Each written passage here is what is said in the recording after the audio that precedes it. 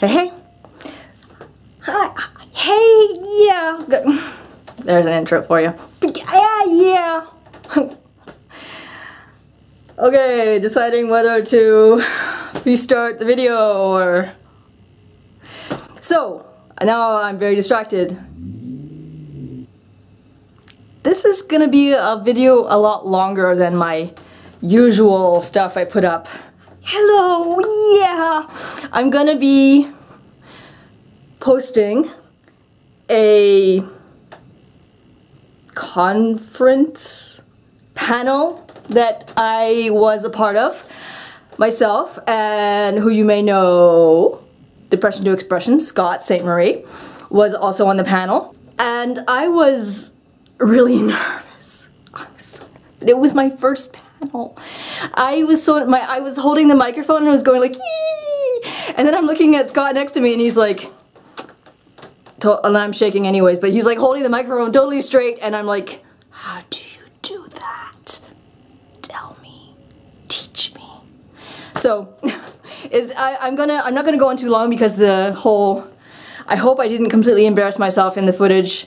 I had a good time. I loved it. It was at McGill University in Montreal. So, Students of Mind, actually. It was called Students of Mind, and now I'm babbling. So, I'm just, here it is.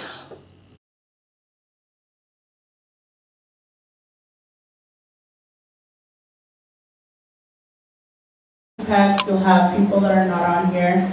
We have Julia subbing in. She's one of our organizers. So first I'm going to ask the panelists to kind of introduce themselves and maybe like say a couple words about how sort of you relate to the topic, if that's okay. So we'll start off with Melissa.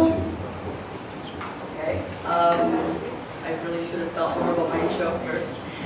My name is Melissa. I have been raising awareness for mental health on YouTube for the last 10 years.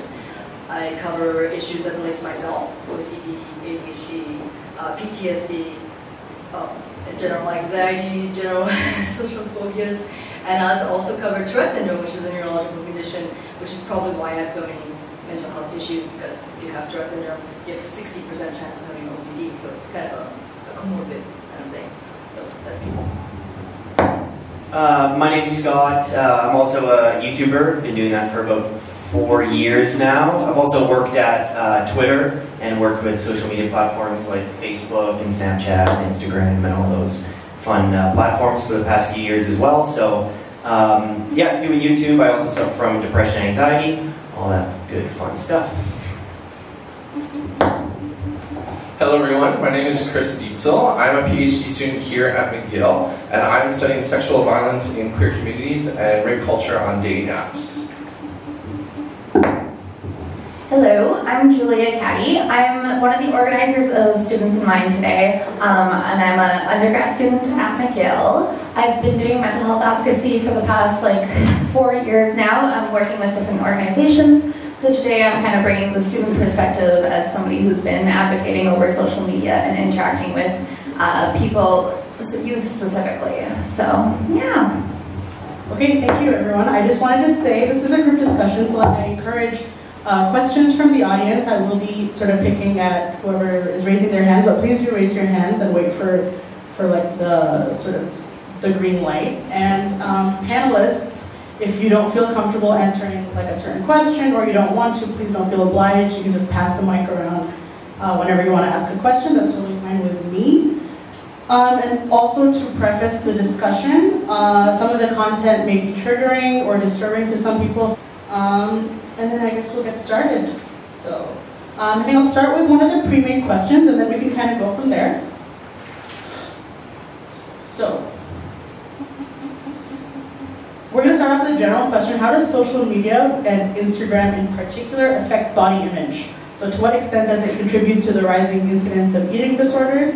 And in what ways do social media accounts focused on eating disorders influence the wellness of the owners of the accounts and the community that engages with them?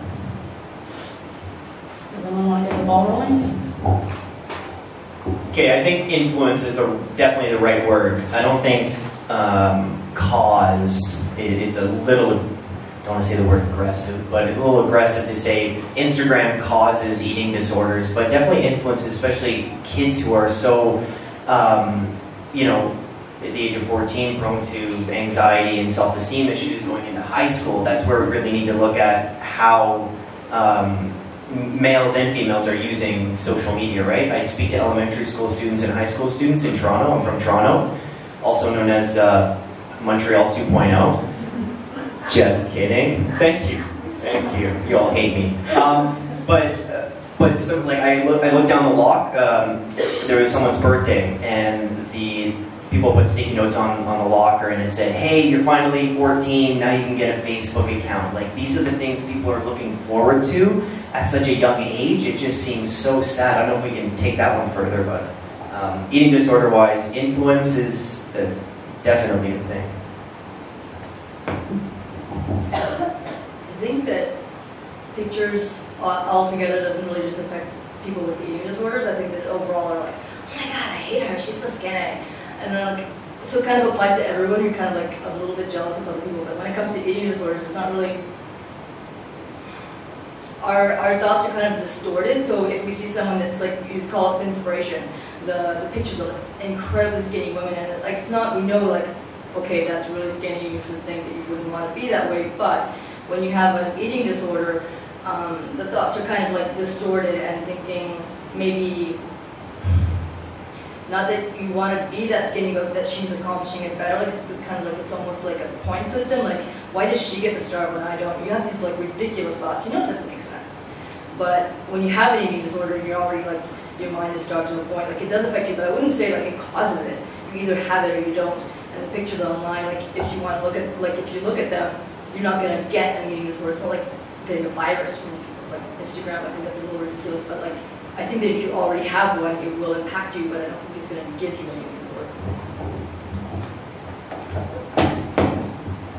I'll go off of what you guys said. I definitely agree. Like it's something that fuels something that's already there. You know, it doesn't create it. It feeds it. Both in the sense of fueling the people who are suffering with eating disorders, as well as fueling like the societal expectations of beauty and thinness, and also like, oh, we have to be fit, we have to show our best selves, and so just like emphasizing that culture. In last semester, I did a paper on Tumblr and the eating disorder community within that in relation to like the use of social media, and the biggest thing that like I explored was the idea of personal informatics. So quantifying your daily activities. And in eating disorders, that can often be a big part of the disorder. I've suffered with anorexia growing up, and a big part of it was counting things, right? So that means counting calories, that means tracking your weight, and everything, because it becomes something that you try and control. And so when people are using platforms like Instagram, like Tumblr, it becomes a platform where they can track themselves and hold themselves accountable, which, when you have the distorted thoughts of an eating disorder, can be holding yourself accountable to the destructive thoughts that are going on. And then at the same time, it's also important to note that there are like recovery communities within social media and within the eating disorder community on different platforms, and there's definitely something beneficial about like having support networks of people who may not be close to you physically but can relate to what you're going through mentally. I know that was really helpful for me. I was really active on Tumblr at the height of my eating disorder, and I gained a lot of confidence from that because I didn't feel alone, and I felt like my voice in the subject was relevant and was being heard. But at the same time, it can so easily fall to that zone of comparison, right? Because once you've put yourself out there, you've not only tracked that information for yourself, but you've also put that picture beside the pictures of everyone else, and then you compare. And comparison is one of the devils that fuels eating disorders. So yeah, there's goods, there's bads, but it's just something we have to be aware of, I think. Cool. I guess we'll move on. Kind of off of that, kind of like what you were saying, Julia, social media is mostly a combination of people's highlight reels. So users can kind of craft their online persona or image. So we're wondering, how real do you think social media is, and how does it affect the audience's notions of their own lives? So like, what are the consequences of kind of comparing yourself to someone else's highlight reel? Yeah, Facebook and Instagram are the ultimate platforms for comparison. Not so much Twitter, the free speech, and I call Twitter like the bathroom wall of the internet. Just everything's on there, all the garbage. And I used to work for them, whoops. But the highlight reel, right? So social media is real. Of course it's real. These are people's real lives, real faces, real friends, I was going to say, but sometimes. But it's not the whole truth. It's not everything, right? And that's where people are influenced by this, and we all are. We're all on social media scrolling through like this. And we need to acknowledge, and there's one thing that's not taught enough in universities and high schools, and that's skepticism, right? We need to start questioning, do I feel better after I'm on social media? Am I believing all of this that's on social media?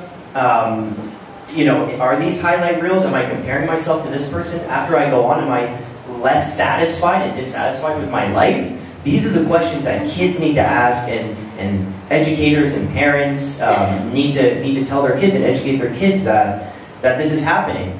I use social media differently because I want to change it, and everything on there is just, I don't put on my highlight reels. I show myself really depressed, sometimes even crying. A man crying, can you believe it? So that's what I use it for. I don't just show the highlight reels. Not everyone's into that. It's pretty disturbing at times, and I think there's another question about that. But definitely a platform for highlight reels, just being aware that that's what's happening on these platforms.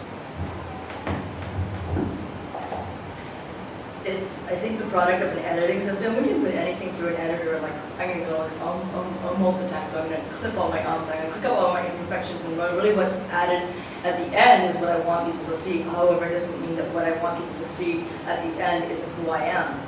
Because I just picked out the bad, and you can just see, like, okay, whatever else is left after.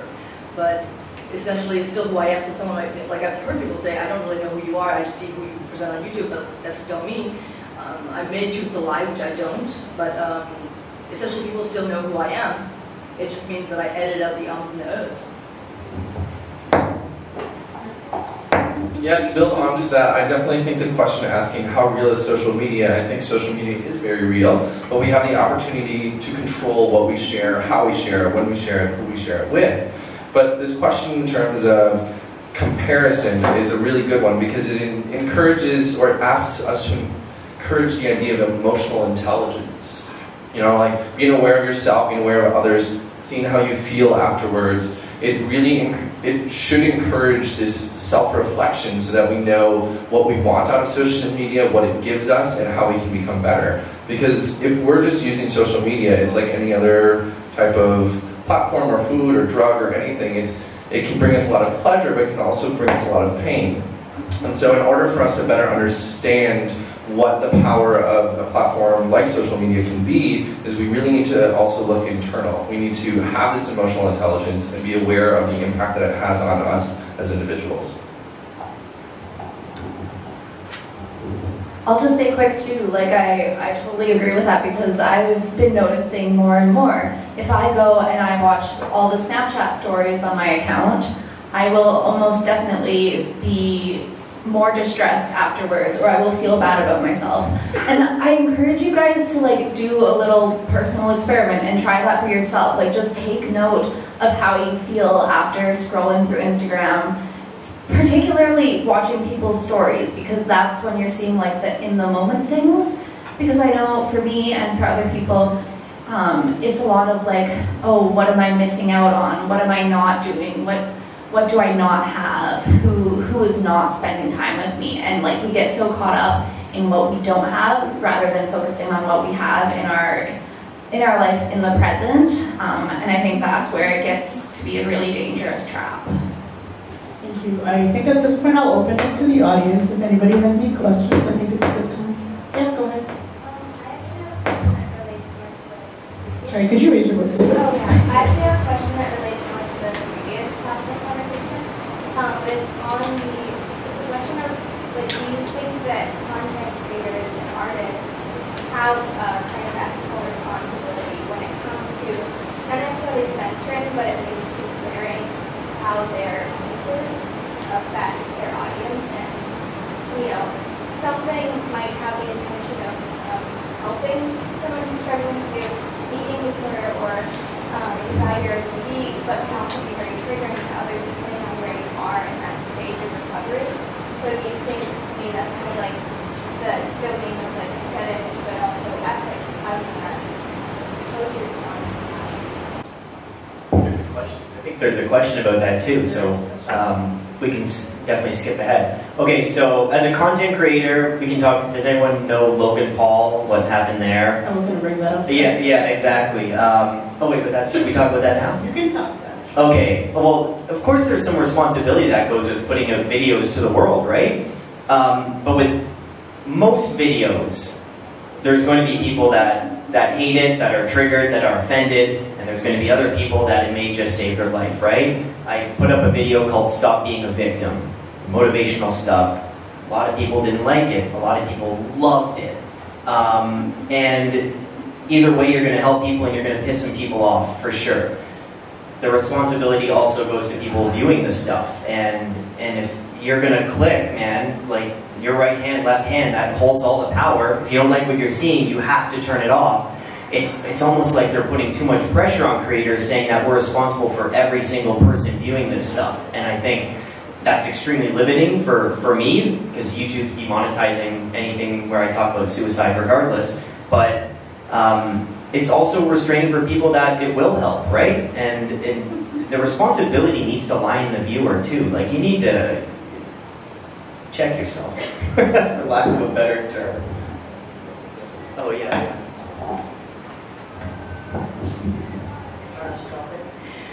So I think that it depends on what you're presenting as triggering, because overall the conversation, one thing that's triggering for like whoever is not going to be triggering for them, for someone else. So like, how are you really going to know this is triggering? It's for someone that's maybe, okay, I was post-traumatic stress about whatever. It's not going to be like what everyone is. So how do you know what to put a trigger warning on and what not to? But then there's the kind of like common sense stuff, like say like years ago, before people were more talking about mental health or like self-harm, there was like gory, or there still are, gory images of self-harm. So really, is it like conscionable to put that out there? And if you're gonna, like, how are you gonna go about it that someone knows before they click on it? And even if, you know, like it's, or Logan Paul,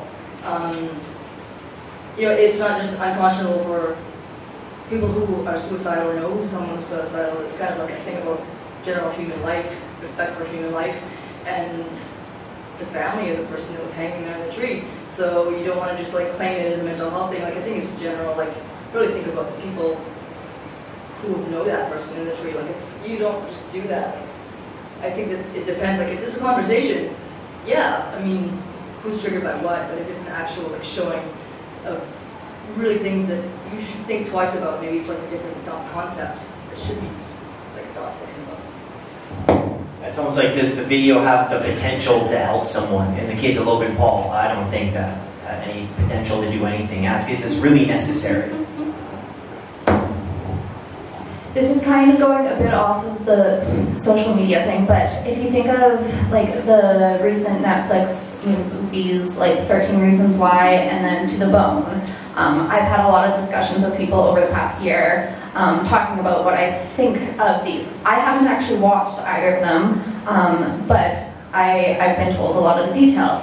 And in this case, what I have a problem with the content of these shows is that they market themselves as promoting mental health awareness or like being able to help people, and that I respect. But then in the execution of their shows, they go against some of the red flags that are often set up within the mental health awareness community. Like, for example, showing a method of suicide and listing calorie counts in To the Bone. And so I think if your goal, whether it's your actual goal or the goal you're saying you have, is to provide awareness and provide support, then you need to be recognizing like where the boundary is within a certain community, so that you're not saying things that don't have a benefit, that don't need to be said, right? Like, it's kind of like you were saying about like the Logan Paul thing, like, is that actually going to help anyone, right? Like, is saying the number of calories in something actually going to have an impact versus it can have a serious negative impact for those that is relevant to. Does anyone have a question regarding any of that? I know you brought up 13 reasons why and to the phone. I think that's really relevant. Didn't include it in the questions, but now that you brought it up, like, it's a good topic that kind of shows. I mean, 13 reasons why itself was, I think they market themselves as promoting wellness and trying to raise awareness, but I don't think that the approach was the right one, personally. Like you said, showing a graphic method of suicide in 13 Reasons Why, and then the issues into the bone didn't really have a positive impact, and I think that they were incorporated just for shock value, but that's my 2 cents. Does anyone have any questions? Cool, so we'll move on. So now we'll talk a little bit about the anonymity of social media, and it allows people to cyberbully without consequences. So a 2011 survey of 416 Canadian teenagers reported that 51 of all teens have had negative experience with social networking.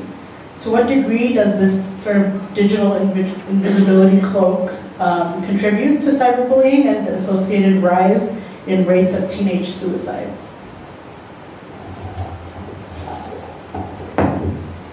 So I first want to talk about something that is called the online disinhibition effect.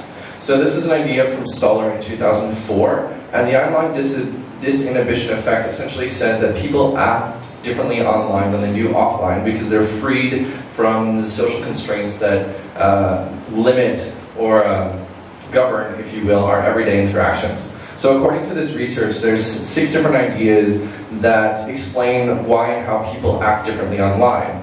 So the first is called dissociative anonymity. There we go. Dissociative anonymity. So this is the idea that somebody is unable, that we're unable to know who somebody is, that we can hide or share much of our identity, and that we are not just anonymous, but we can disassociate ourselves from real life. So this means that people can compartmentalize themselves, and so how you act online can be very different or very same to how you act in person.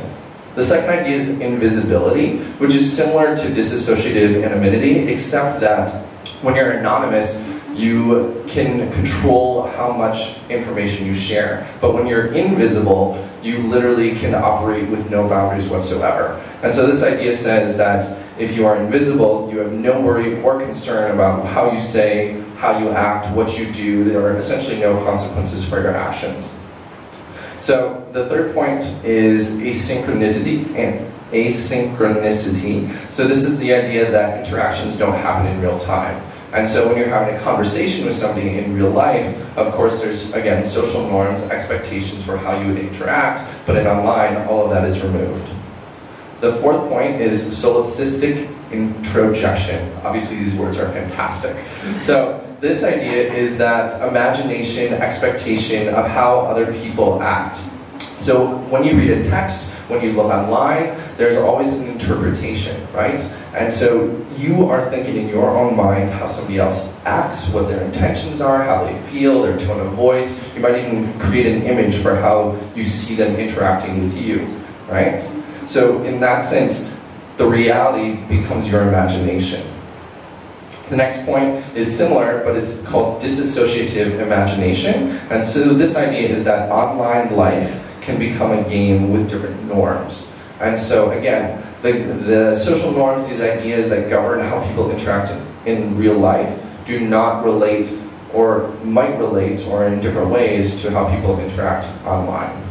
And the last point is the minimization of authority. So obviously the internet being free and open, there's not really anybody who controls how people act. Yes, different platforms, yes, different sites have codes of conduct. You agree to terms and conditions when you use an application. However, the internet in and of itself is not regulated by anybody. And so people are truly free to act how they want to because there's no fear of repercussions from an authority figure. So I really think this research is fascinating because it brings to mind, or it qualifies exactly these types of interactions that you may have. And true, some of them may be benign, some of them may be toxic, some of them may be good, some of them may be bad. But these different ideas explain how and why people interact differently online.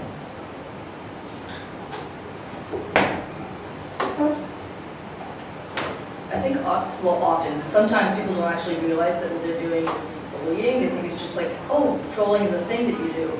I've actually had very, very mean comments from people that were just kind of reading it into me. And then I was like, why are you doing this? And I kind of like, I wasn't really, I tried to make them reason in the sense of like, why are you doing this? Like, is it that just something that you, anyways, and then it comes out that, well, I'm just trolling, like it's just a joke, like it's not even like, but for me, like it wasn't a joke, it was really mean. So what some of the kind of thing this can say, which is why I moderate all my comments, is if they tell each other, like tell someone else, you should go kill yourself. So I edited that out, but it's the kind of thing that they say without really realizing maybe this person is fragile, maybe they actually will. Does anybody have any questions to add on to that? I think that was a pretty comprehensive discussion.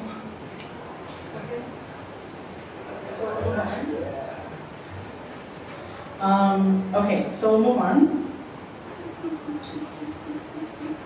So this might pertain more to Chris. I had a question on online dating, never mind. To possibly Scott and Melissa, because social media presents a whole new set of challenges to youth that are growing up today. And one could argue that the traditional notions of popularity are extending beyond school hours onto the virtual world, sort of with likes and shares and things like that. So what are the consequences of people seeking validation and importance through posts and likes, and how does this affect people's self-worth?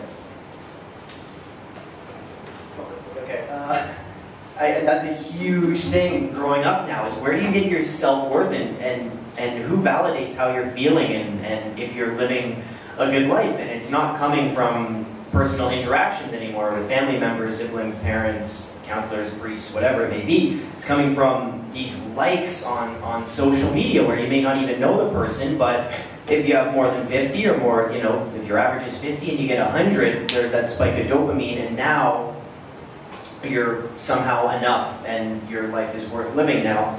But the thing with that is, sure, you can look to that for self-worth and being valid in your life, but once those likes may diminish, or you put up a post that only gets 20 likes, then somehow your self-worth is now diminished because of these likes.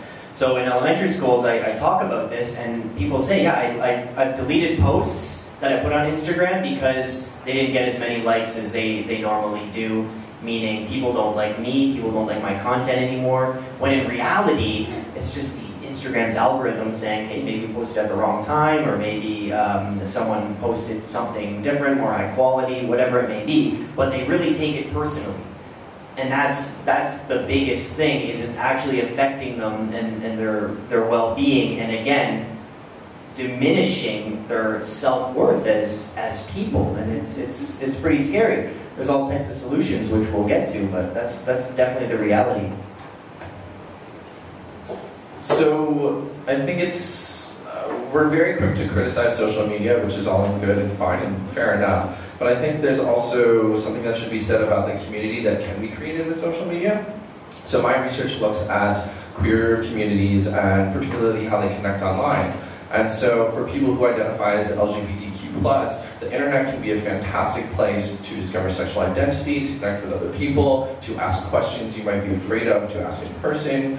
It creates a sense of solidarity. People have found it to be very helpful to their identity development. And so I think if we're looking at the question of the challenges for youth growing up with social media, I think it goes back to the idea of having a conversation about what you want with social media and the impact it can have on other people. So again, being aware of the power that you have with social media and the power it can have on you. So in terms of what are the consequences of it, that again is still a good question. But I think it's quite interesting as to why people use social media. And particularly, again, my research looks at dating apps. And so there was a recent publication that just came out last year that said the 3 main reasons people use online dating applications are seeking gratification, gaining self-confidence, and passing time. So other studies have looked at dating apps and they say people use them for recreation, for entertainment, to expand your social network, to connect with people while traveling, and of course for erotic chat. So I think there's many, many different things that we can do in the online world, and we just have to be aware of how we use it and the impact that it has on other people.